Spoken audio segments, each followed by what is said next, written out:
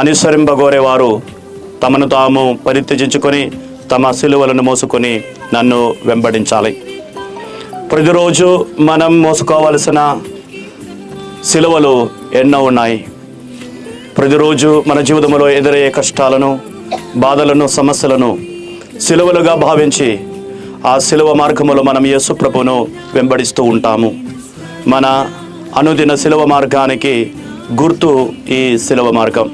ఈ సిలువ మార్గం నుంచి స్ఫూర్తిని పొంది, శక్తిని పొంది యేసు ప్రభువును మనం వెంబడించాలి.